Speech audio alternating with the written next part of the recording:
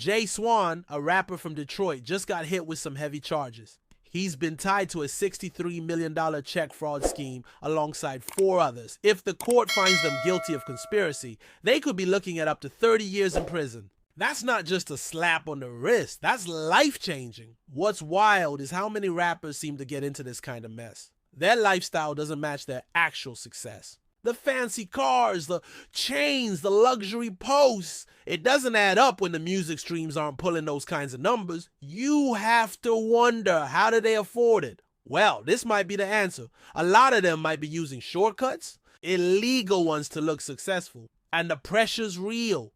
In the world of rap, image is everything. If you don't look like you've made it, people mock you, drag you online, and treat you like you're nothing. So instead of grinding in the studio chasing that one big hit, some take a quicker path, one that could ruin their entire life. And it's not just rap. Any career, whether you're building a business, studying law, or becoming an artist, has moments where you feel invisible. Those are the moments that either break you or make you stronger. Let them laugh. Let them doubt. That pressure could be the reason you push through and make something real. Meanwhile, Drake just showed up on something called Streamer University, a gathering put together by Kai Cenat and other streamers. Drake gave a shout out to all of them, even calling out India Love, who's now apparently a streamer herself. Some say it's because she's dating DDG. If that's true, maybe it saved her career. Streaming culture is changing everything. It's getting bigger and weirder. Some people love it, others don't get it at all. It's hard to say where it's going, but it's not slowing down. Comedian Drewski had a big moment too. He dropped a new skit that blew up. 100,000 comments in just 4 hours. That's huge. He's been putting in the work for years, and now he's seeing real results. His last 3 skits all passed 100K. That kind of grind pays off eventually. Drewski's latest video seems to be inspired by 2 white twins from California who act like they're from the hood. Whether they grew up that way or not is getting attention. And Drewski's spin on it hit a nerve. People are watching and reacting fast. Not everyone's week went well though. Ha Ha Davis, another popular comedian, was arrested on domestic violence charges over the weekend. Details are still coming. Ow, but that's a major blow to his image. And then there's Alexis Sky, who says she didn't know she needed a license to run a recovery house.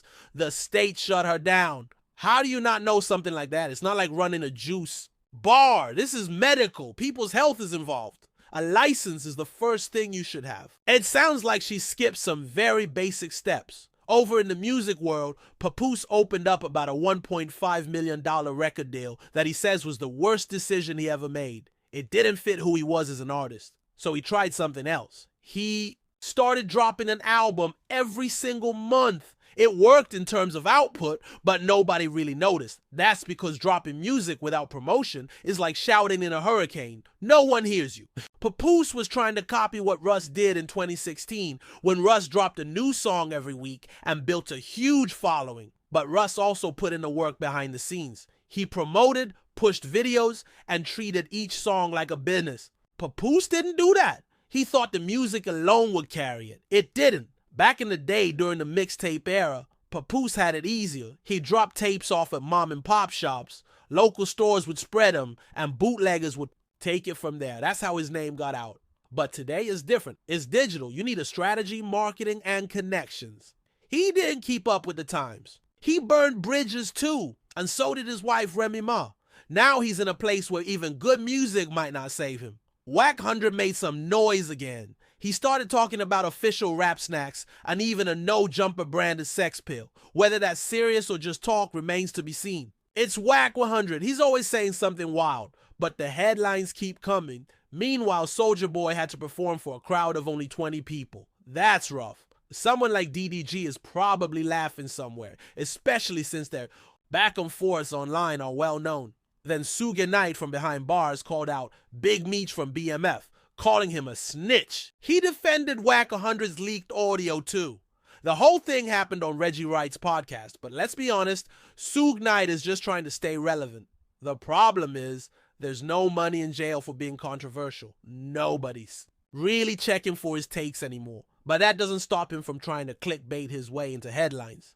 DJ Vlad had something to say about Diddy. When people say Diddy might be gay, Vlad isn't buying it. He says that if it were, True, someone would have testified under oath by now.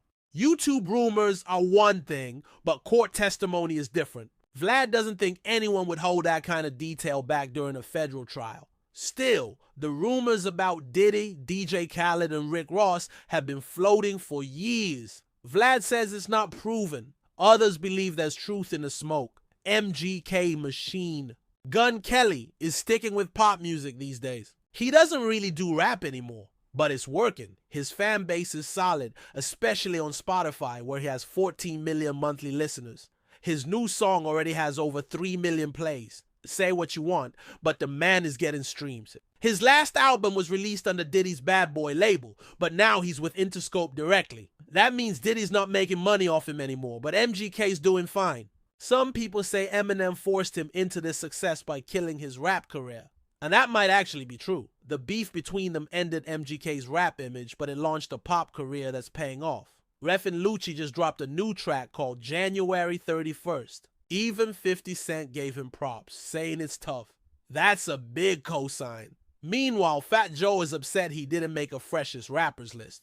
Looking at some of his recent outfits, it's understandable. He's going for a bold look, but sometimes it lands more like a costume. Someone said he looks like Barney in one, and in another, like a fat kid trying to grab the last piece of cake at lunch. It's savage, but people online don't hold back. Jennifer Lopez popped up again with a glam photo, reminding people she's still that girl. But let's be real, that's 20 pounds of makeup. Without it, she looks her age, about 55. That's not a bad thing. She still looks great.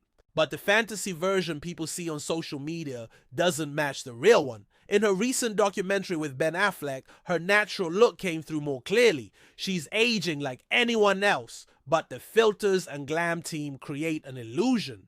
Then, there's 50 Cent. He just got legal approval to seize a house in Connecticut from a former employee named Mitchell Green. Green used to work for Sire Spirits and got caught up in a fraud case. Now he owes the brand over $7 million. That's a massive debt, and 50 is not the kind of guy to let it slide. He's taking back what's his, house and all.